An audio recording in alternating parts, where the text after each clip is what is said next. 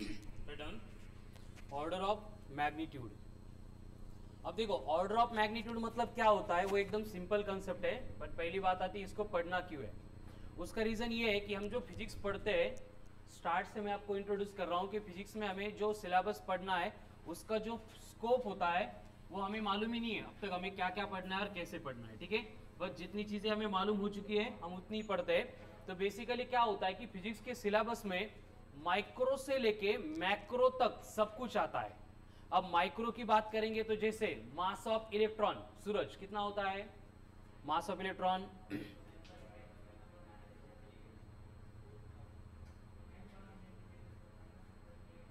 Very good, 28 ग्राम। हाँ स्वप्नील, आरती किती असतं mass of electron? Gayatri mass of electron KG. ठीक है बरोबर हो तुझं पण, बट आपण एसआय में फॉलो करते तो एसआय में केजी में लेना पड़ेगा।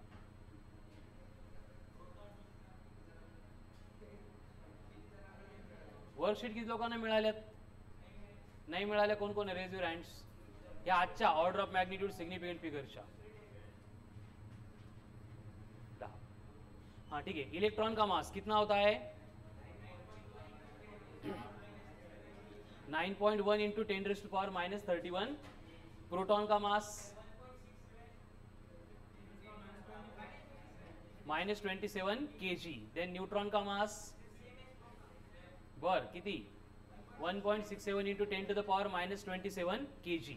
उसके बाद में प्लैंक्स कांस्टेंट की वैल्यू h इक्वल्स टू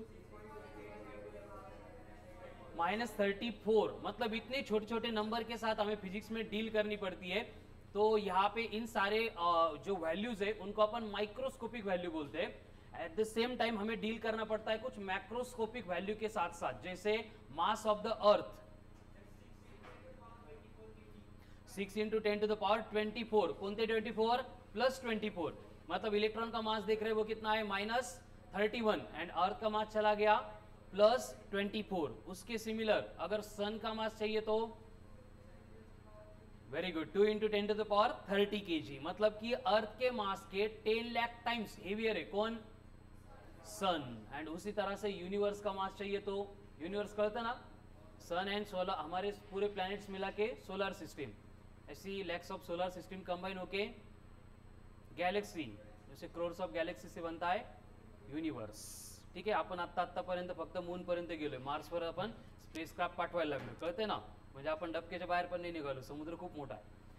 तो ये यूनिवर्स का जो मास होता है वो मेजर नहीं किया है, लेकिन प्रेडिक्टेड है कितना होता है 10⁻54 से लेके 10⁻56 kg तक असं वाटू शकतं। बस सनचं 10⁻30 आणि युनिवर्सचं 10⁻56, 10 ने मल्टीप्लाई करा, 10 टाइम्स होत चालतं। ठीक है, खूप हेवियर है।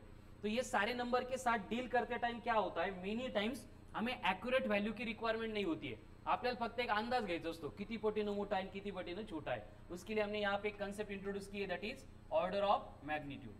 तो ऑर्डर ऑफ मैग्नीट्यूड फाइंड करने के लिए हमें करना क्या है, सिर्फ जो गिवन नंबर होगा उसको a इंटू 10⁻b इस फॉर्म में रिप्रेजेंट करना है।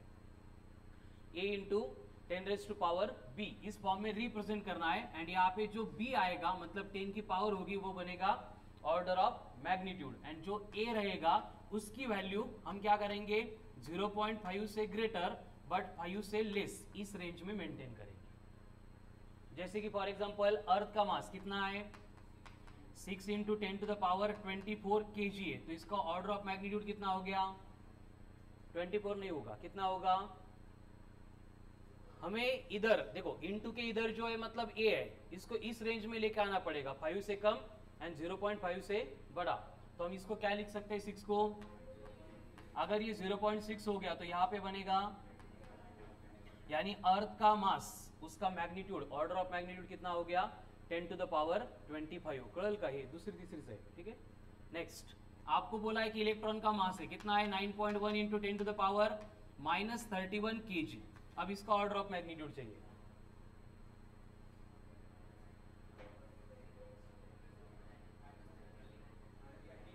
-32 का -30 कंफर्म बोलने होते ना। ठीक है, क्या करना पड़ेगा, इसको लिखना पड़ेगा 0.91, मतलब ये 0.5 से बड़ा एंड 5 से छोटा हो गया, और 10 की पावर डेसिमल लेफ्ट में शिफ्ट किया इसलिए +1 लेनी पड़ेगी। -31 पहले से थे तो ये बनेगा 0.91 इंटू -31 + 1 -30 kg। तो ये 10 to the power -30 नहीं, सिर्फ -30। ये कौन होता है? Order of magnitude. ठीक है, अब प्रोटॉन का मास बोलो, इसका ऑर्डर ऑफ मैग्नीट्यूड सेम ही रहेगा, इसमें कोई चेंजेस करने नहीं है। तो कितना होगा? -27। ठीक है, अगर आपको बोला है कि g² डिवाइडेड बाय m, इसका ऑर्डर ऑफ मैग्नीट्यूड चाहिए, करा था।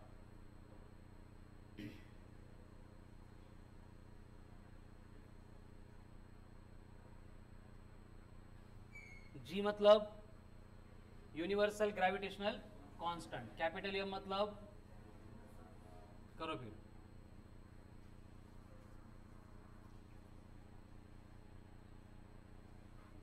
इजी तो करना मत। ठीक है, g का मतलब 6.67 इंटू 10 to the power -11, उसका अपन कर रहे हैं square. Mass of the earth 6 into 10 to the power 24, करो सिंप्लीफाई।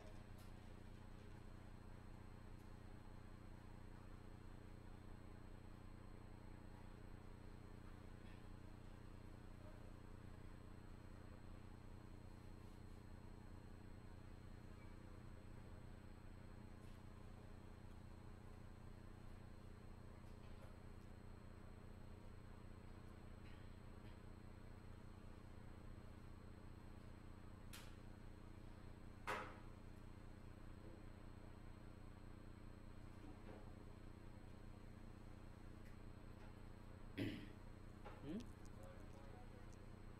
6.67 का स्क्वायर कितना आ गया?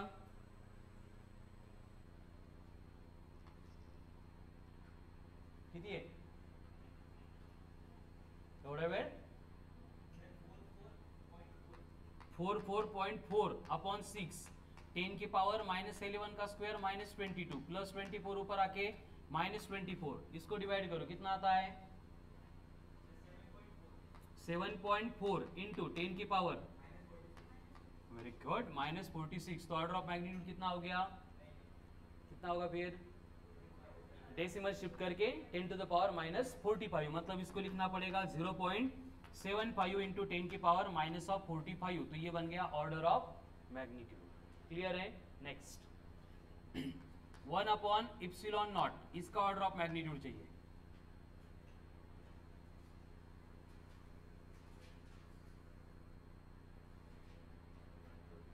वन अपॉन इप्सिलॉन नॉट नहीं, 1/4πε0।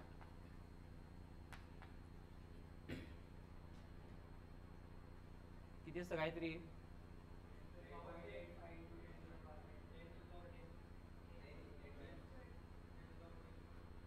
बरोबर नाही, ऑर्डर ऑफ मॅग्निट्यूड किती?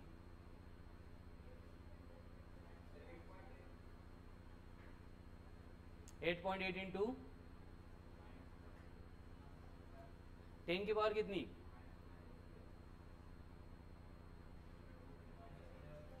हा कॉन्स्टंट आहे, याची व्हॅल्यू डायरेक्ट असते 9 into 10 to the power 9, but हे 12च्या इलेक्ट्रोस्टॅटिक्स मध्ये। ठीक आहे, ज्यांनी कधीतरी बघितलं असेल त्यांना माहित पाहिजे ही व्हॅल्यू। याला सोडून इलेक्ट्रोस्टॅटिक्स मध्ये काहीच होत नाही। ठीक है, 9 इंटू 10 to the power 9 है, तो हमें इसको लिखना पड़ेगा 0.9 इंटू 10 to the power 10। तो 10 क्या हो गया इसका?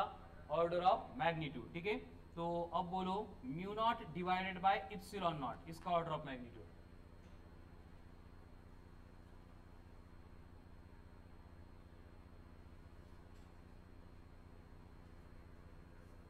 अब μ0 की वैल्यू मालूम चाहिए, ε0 माहिती होतं पण विसरलो है ना। विसर भोळे गोकुळ, जर तुम्ही डॉक्टर झाले कसं होईल तुमचं? ज्यांना लर्न होत नाही, लक्षात राहत नाही, पुढे MBBS साठी प्रिपेअर करताय, ठीक आहे, चुकून उकून नंबर लागला तुमचा नशिबाना, MBBS जोक नाही आहे, कळालं ना? इथं आता किती वेळ प्रिपरेशन करताय तुम्ही? कोणी आहे का ओळखीतलं रिलेटिव्ह मधलं ज्याचं MBBS कंप्लीट झालंय गव्हर्नमेंट कॉलेजमधून? MBBS, हां, त्यांना विचारा कसे असतात MBBS चे 5.5 वर्ष म्हणून। त्यामुळे इथं रिझन देऊच नका, एक्सक्यूज देऊच नका। हां, इंजिनिअरिंगचा डिफरंट पार्ट आहे, एकदा नंबर लागला की लागला, 4 वर्ष कशी जातात काहीच कळत नाही, फक्त फिजिक्स परफेक्ट पाहिजे. लवकर आज चला सोडवा, क्वेश्चन पण सोडवा, भाषण पण ऐकायचं, क्वेश्चन पण सोडायचं. आयु नहीं ना बेटा, सूरज नहीं.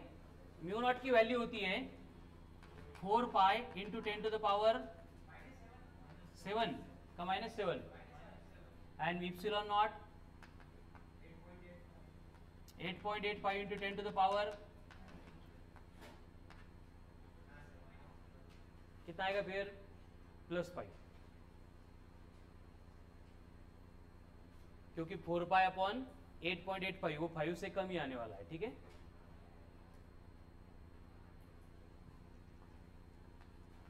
h बाई जी का order of magnitude, h by जी,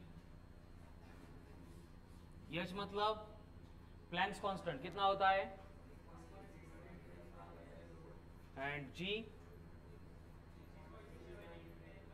ते कॅन्सल झाले तरी चालते. काय राहील मग वर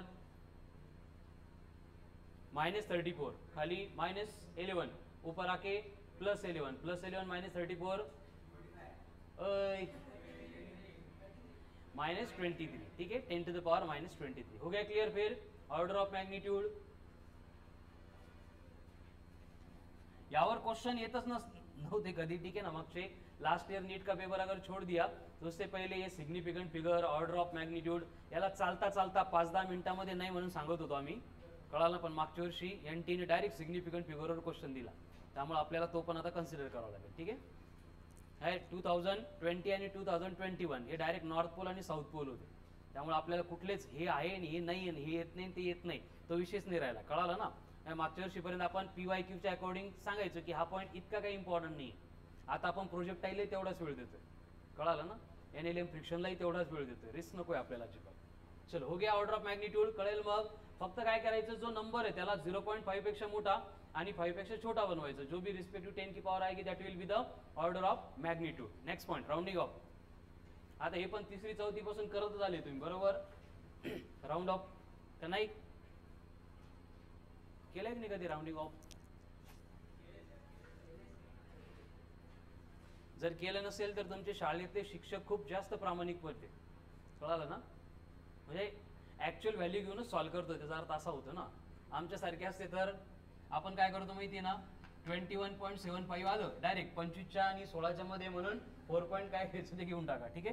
तो राउंडिंग ऑफ करते टाइम क्या करना पड़ता है, हमें कुछ डिजिट छोड़ने पड़ते जो काम के नहीं है, और उसको राउंड ऑफ करने के लिए एकदम सिंपल रूल है. जसं की 17.3256 असा एक नंबर आहे आणि या नंबर मध्ये मला जे फायनल आन्सर पाहिजे, डेसिमल नंतर मला 1 आणि 2 एवढेच डिजिट पाहिजे. म्हणजे हे लास्ट 3 जे काही आहे ते आपल्याला काय करायचे, राउंड अप करून सोडून द्यायचे, काढून टाकायचे. ठीक है. तो राउंड अप करने के लिए पहला रूल कि अगर जो डिजिट हम वहां से निकालने वाले हैं वो अगर लेस देन 5 है, मैं उसको ए बोलता हूं, कि अगर ये ए लेस देन 5 है तो उस नंबर को निगलेक्ट करने के बाद प्रीसीडिंग डिजिट में, मतलब पहले वाले डिजिट में कोई भी चेंज नहीं होगा. जैसे कि अगर मुझे यहाँ पे 4 को छोड़ना है, डायरेक्ट सोडून द्या, काहीच फरक पडत नाही. तो ये बनेगा 7.3256. कळलं. अगर लेस देन 5 है म्हणजे काय आहे, 1 है, 2 है, 3 है, 4 है, इनमें से कोई भी नंबर है त्याला डायरेक्ट वाटेल तिथे सोडून द्या, काही फरक पड़त नहीं. ठीक है. उसके बाद में अगर जिस नंबर को हम निगलेक्ट करने वाले, छोड़ने वाले हैं, वो अगर ग्रेटर देन 5 है, हे कळतं ना, ए ग्रेटर देन 5 म्हणजे 5 पेक्षा मोठा आहे, म्हणजे कोण कोण आहे, 6 आहे, 7 आहे, 8 आहे, 9 आहे, 10 नसतो कधी. ठीक है. कौन कौन 6 है, 7 है, 8 है, 9 है. तो उसको छोड़ने से पहले हमें क्या करना पड़ता है, जो भी प्रीसीडिंग डिजिट होता है, पीडी मतलब प्रीसीडिंग डिजिट, उसमें 1 ऐड करना पड़ेगा.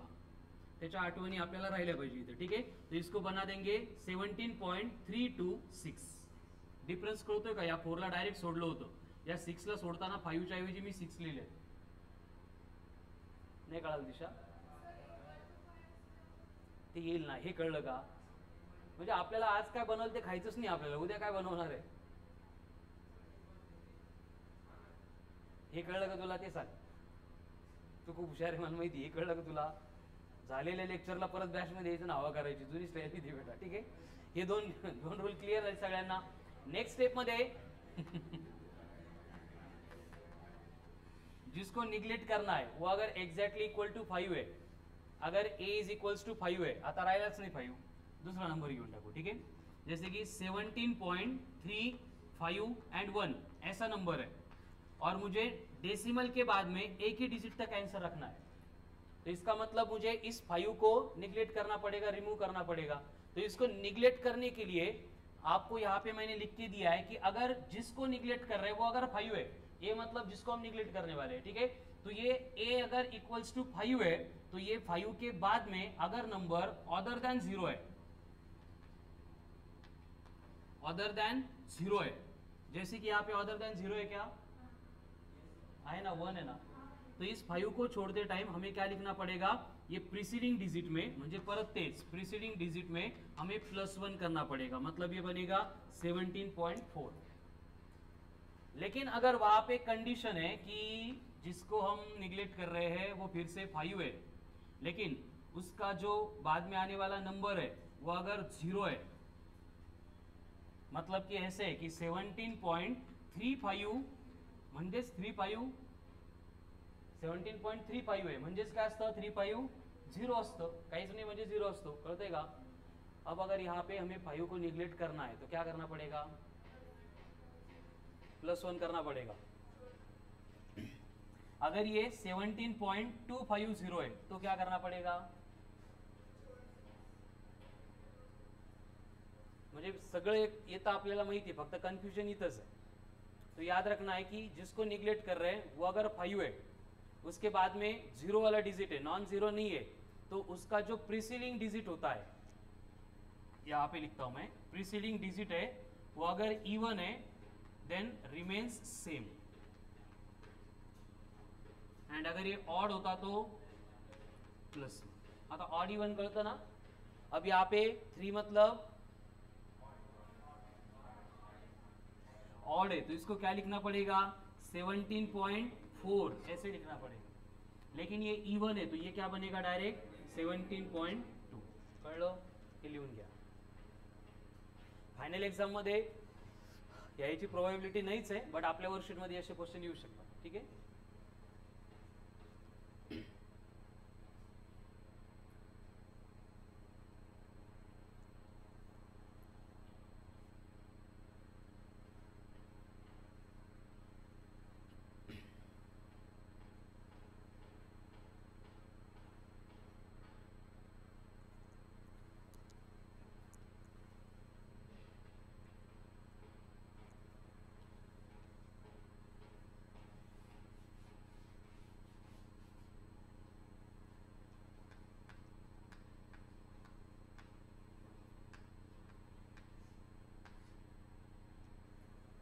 अभी इसको मुझे रिप्रेजेंट करना है डेसिमल के बाद में 1 2 3 डिजिट तक ओनली।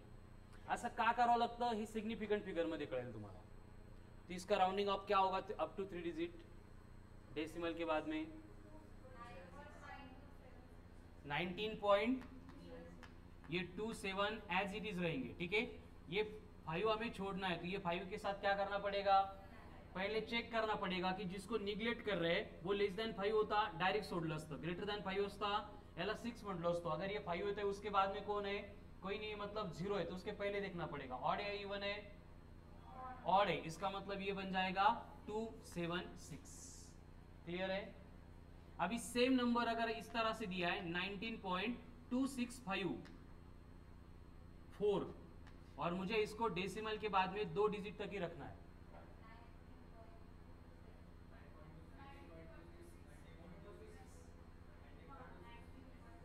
19 कळलं साक्षी, नाही कळलं,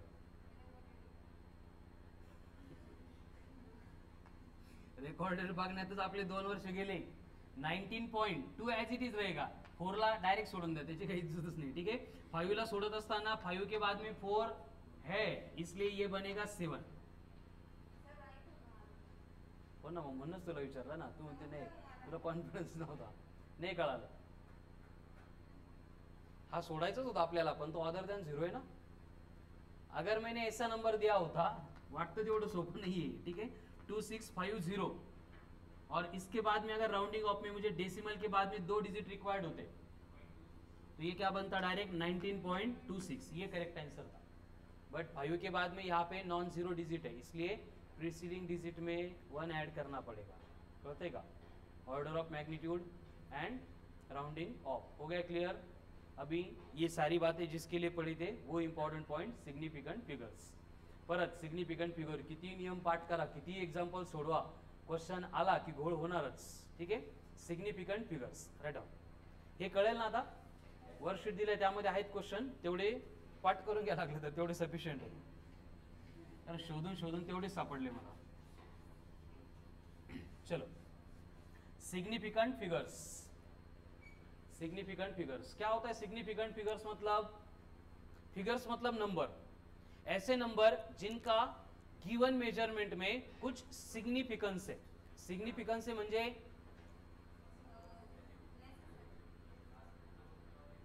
बरोबर आहे, कळाल तुम्हाला काय करायचं ते। जिनका कुछ सिग्निफिकेंस है म्हणजे कळतंय ना, ज्यांची काहीतरी आहे, ठीक आहे, त्यांना म्हणायचं significant figures.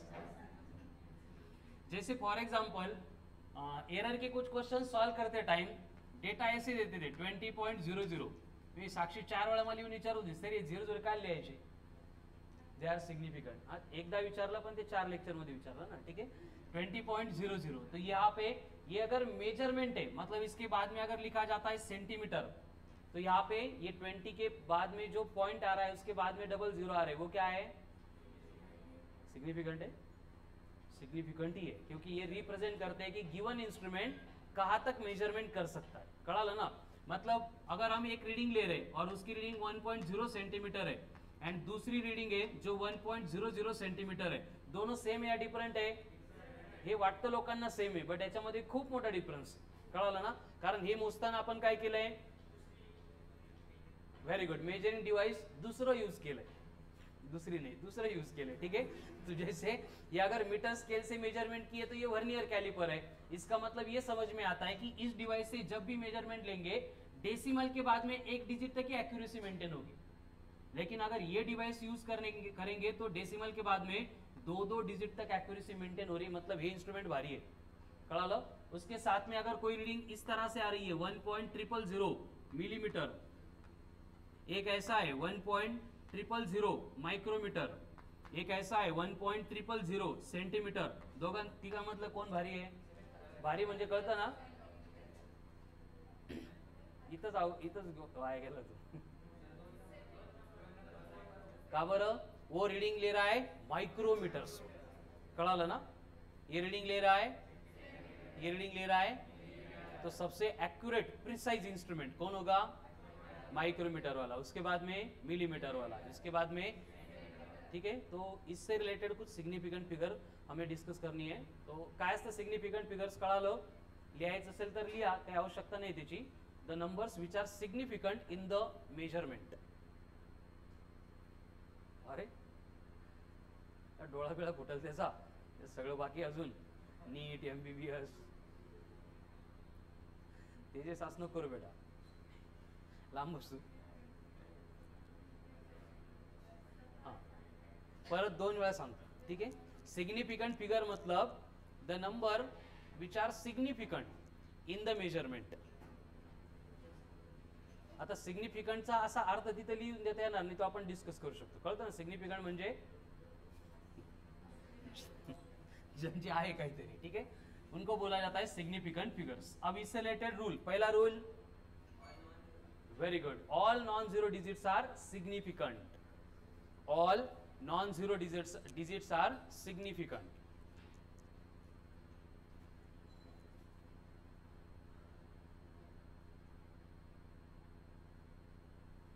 All non zero digits are significant मतलब कि नंबर दिया है 12, कितने सिग्निफिकेंट नंबर? अगर नंबर दिया है 23.67, कितने सिग्निफिकेंट? 239.5792, very good, 2911.575, 4 + 3 7। जितने भी नॉन जीरो डिजिट्स होंगे वो ऑलवेज क्या होते हैं? सिग्निफिकेंट होते हैं। कळालं? नेक्स्ट नंबर 2, आता सगळं कळतं, नेमकं क्वेश्चन आला का मग गोळ होतंय ना। नेक्स्ट नंबर 2, व्हेरी गुड, इकडे समोर आहे बेटा, मला जर मदत होईल तुझी, ये खरंच समोर आहे, हाँ, number 2 next rule, all zeros in between all zeros in between two non-zero digits are significant no matter where decimal point is. म्हणजे डेसिमल आहे नाहीये कुठं पण आहे काही फरक पड़त नहीं, हर बार जो नंबर जो जो जीरो मतलब सिग्निफिकेंट रूल सिग्निफिकेंट फिगर के जो रूल है वो एक्चुअल में एप्लीकेबल है ओनली फॉर जीरोज, कळालं ना, कारण नॉन जीरो तर कुठेही असले कसे असले तरी पण सिग्निफिकेंट है. तो यहाँ पे फर्स्ट रूल आ रहा है कि दो नॉन जीरो के इन बिटवीन जितने जीरो है वो ऑलवेज क्या रहेंगे, सिग्निफिकेंट रहेंगे. मतलब कि यहाँ पे आपको बोला है 2030,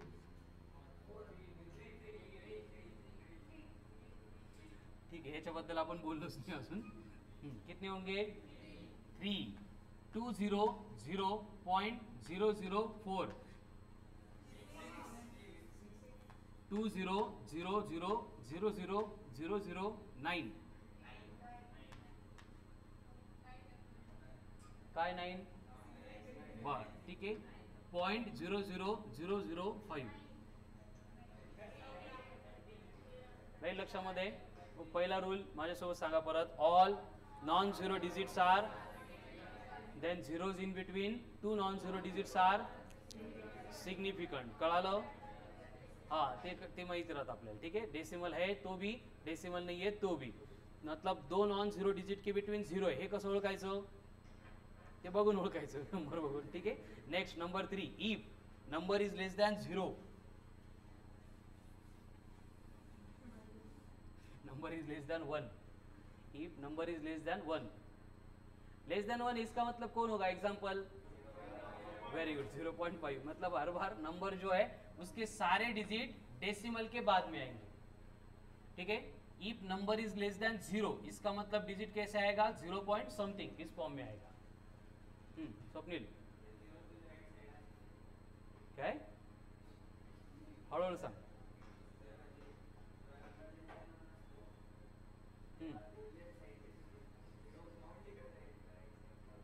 राईट साईडची आहे त्या लेफ्टची काऊन दिसत नाही काय, ते काही फेकीत राहतो आपल्या इथे. लेफ्ट साईडला कुठं झिरो, एकच झिरो आहे ना,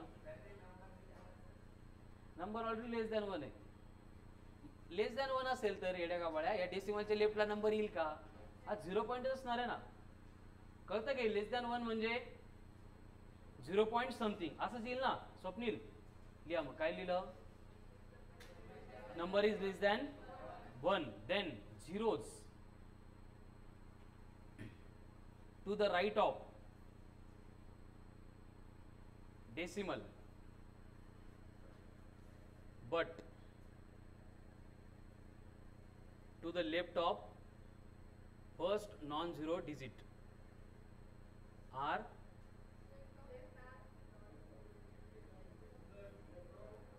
परत पहिल्यापासून. if number is less than 1 then zeros to the right of decimal and to the left of first non-zero digit are not significant.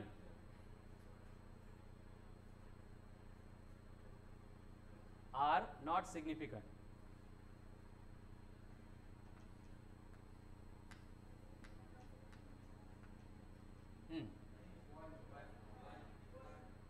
का बरं, ते तर सिग्निफिकंट होते ना, बदलला कॅन्सर लगेच. इकडचा का त्याची व्हॅल्यूच नसते बेटा. काय बर, सिग्निफिकंट फिगर 2 का, ओके.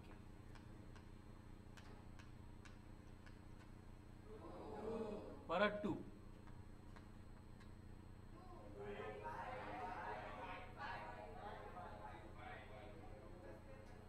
किती लोकांना 5 वाटतं, का बरं 5 साक्षी,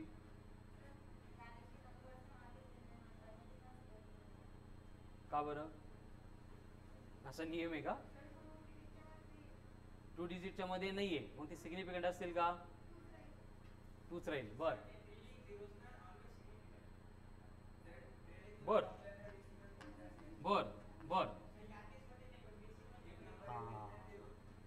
लेस दॅन 0 नाही, डेसिमल इन्व्हॉल्व आहे तो. ठीक आहे, हे नंतर येईल. हे तर कळालं का?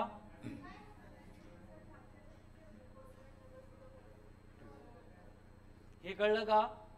ठीक आहे, परत पहिल्यापासून. First rule, all non zero digits are significant. Very good. Next,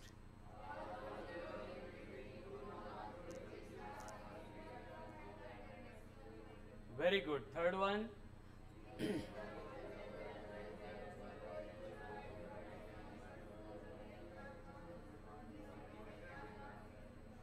very good. Next point. अरे हो, नेक्स्ट लिहून घ्या ना, का नाही लिहायचा?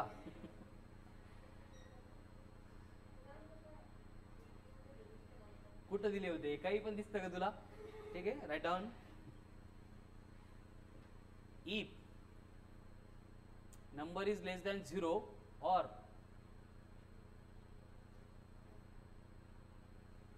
number involving decimal,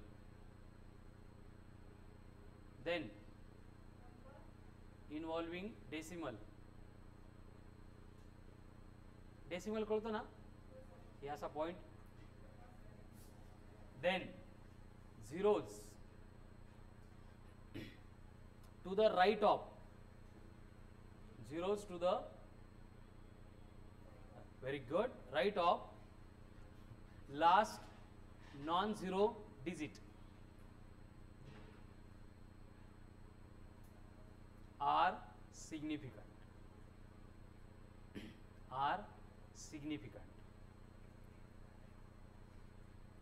म्हणजे 47.00 and 4700.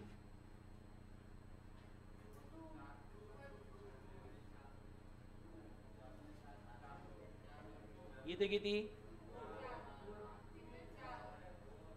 आता काय लिहिलं, रीड करा एकदा. लास्ट नॉन जीरो के राइट में जो है वो significant, because they represents accuracy of the measuring instrument. आता लिहिलं होतं की नाही आपण 1.00, तर त्या 1.00 ला आपण निग्लेक्ट नाही करू शकत, ते कन्सिडरेबल आहे, त्यांचा सिग्निफिकन्स आहे. कळालं? नेक्स्ट, यहाँ पे 4700 हे लिहिलंच नाही आपण, पण हे कळालं ना, दोन्हीचे सेम नाही आहेत फक्त. Right down. नेक्स्ट, नाही परत पहिल्यापासून एकदा. First, all non zero digits are significant. Next one, zeros in between two non-zero digits are significant if number is less than, ते तुमच्यासाठी लिहून दिलं होतं मी, ठीक आहे ना, म्हणजे कन्फ्युजन व्हायला नको. Next, number 3, number is less than 1, then zeros to the right of decimal and left of first non-zero digit are not significant. But आता काय लिहिलं? लेस देन 0 है या फिर वहां पे डेसिमल है, दोनों भी केस में zeros to the right of last non zero are significant. म्हणजे आता जर मी इथं 3 0 दिले तर सिग्निफिकंट फिगर्स कितने हो गए? 5 हो गए. ठीक है, म्हणजे साक्षीला कळालंय. ठीक आहे. नेक्स्ट, लास्ट नाही तसा पण लास्ट म्हणून आपण त्या last. Without decimal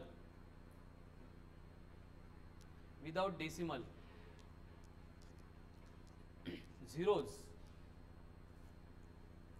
to the right of last non-zero digit.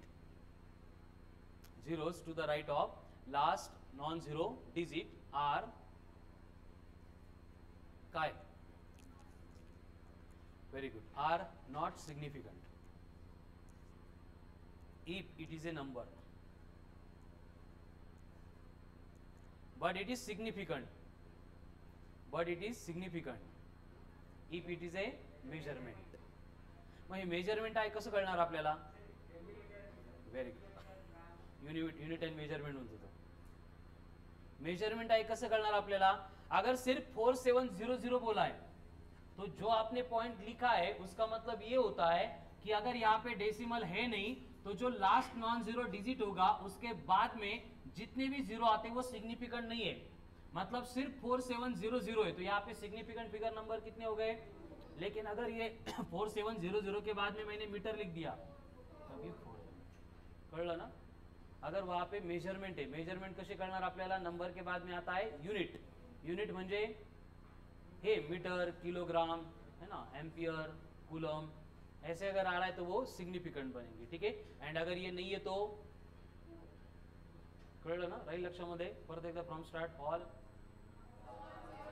significant, all zeros in between two non-zero digits are significant no matter where decimal is. If number is less than 1, then zeros to the right of decimal and left of are not significant. Then zeros to the right of last are significant, and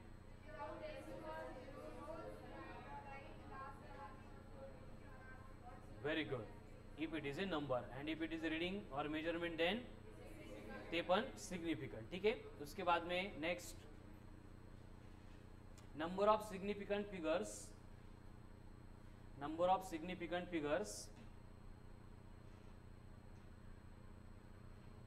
does not change with change in unit system, with change in unit system, change in unit system. कानाचं machine घरी का आज? स्वप्नील काय आहे? गोळ्याने घेतले तू आज। 1.2 metre है, तो 1.2 मीटर को हम 120 सेंटीमीटर लिख सकते हैं क्या? तो यहाँ पे सिग्निफिकेंट फिगर कितने हैं एंड यहाँ पे कितने हैं?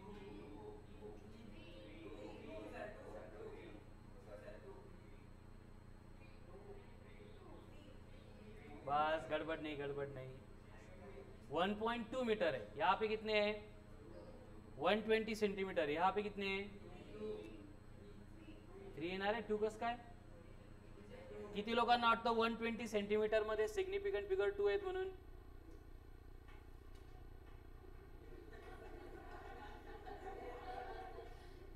घाबरला तो ऋषिकेश, का बरं 2 आहे बेटा? असंच तेजस,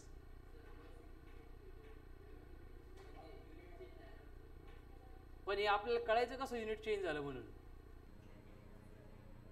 म्हणजे जर त्याने डायरेक्ट 120 सेंटीमीटर दिलं असतं, आपण किती म्हटलो असतो?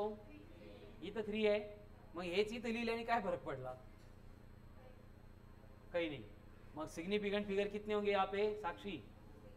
3 नाही, किती असतील? कळालं? बट हा गोळ आपल्याला कसा कळणार?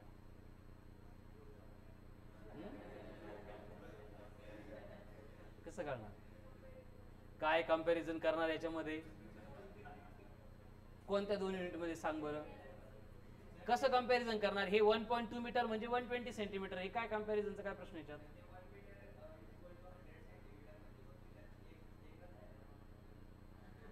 देवेश तुझे दिवस साथे त्याला गोळ्या।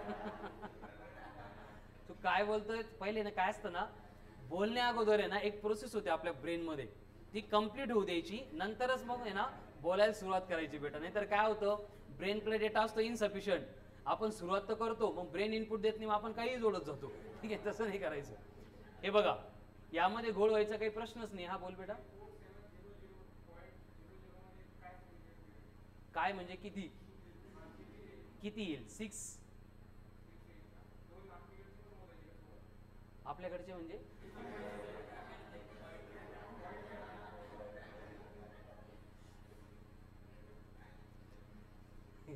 120 सेंटीमीटर आहे, तर हे जेव्हा आपल्याला दिलेलं असेल ना, तर ही 1.2 मीटर किंवा 120 सेंटीमीटर क्वेश्चन मध्ये जी पहिली रीडिंग असेल त्यामध्ये जेवढे सिग्निफिकंट फिगर आहे तेवढ्या सिग्निफिकंट फिगर आन्सरचं युनिट सिस्टीम चेंज केले तरी पण मेंटेन राहील। याचा अर्थ काय होतो की 1.2 मीटर ही आपल्याला रीडिंग दिली आहे, याचा अर्थ आपण रीडिंग घेण्यासाठी जो मेजरिंग इन्स्ट्रुमेंट यूज केला होता तो मेजरमेंट घेतोय मीटर मध्ये। कळालं ना? मग आपल्याला वाटलं म्हणून आपण याला सेंटीमीटर मध्ये, मिलीमीटर मध्ये, किलोमीटर मध्ये कन्वर्ट करू शकतो, म्हणून मेजरिंग डिव्हाइस चेंज होणार आहे का? त्यामुळे 2 सिग्निफिकंट फिगर होत्या, 2 सिग्निफिकंट फिगर आहेत, 2 सिग्निफिकंट फिगर राहील। कळालं ना? त्याच्यामध्ये चेंजेस होणार नाही। नेक्स्ट, मग 3च घेणार आपण त्याला। मग तू 1.2 मीटर लिहिलं तरी पण सिग्निफिकंट फिगर 3च। कशात कन्वर्ट कर, प्रत्येक वेळी सिग्निफिकंट फिगर 3च। कळलं ना, कारण ज्या डिव्हाइसने आपण मोजलोय त्या डिव्हाइसची ॲक्युरेसी एक्सप्लेन करण्यासाठी सिग्निफिकंट फिगर्स असतात. ओके, 120 सेंटीमीटरला मीटरमध्ये कन्वर्ट कर, नाही तर किलोमीटरमध्ये कन्वर्ट कर. 120 सेंटीमीटरमध्ये सिग्निफिकंट किती आहेत, मग ते 3च राहते. कळलं. चला next, number of significant figures does not change due to power of 10.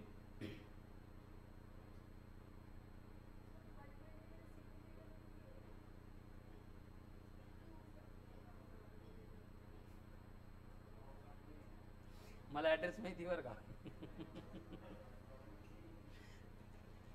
Swapnil चांगली चालू ट्रीटमेंट.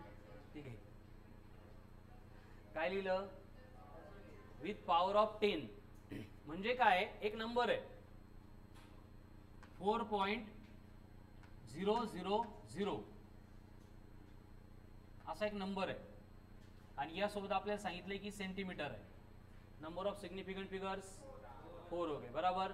तो इसको हम ऐसे भी लिख सकते हैं 4 × 10 की पावर -2 काय मीटर, कळतंय का, किंवा 0.00004 सेंटीमीटर है.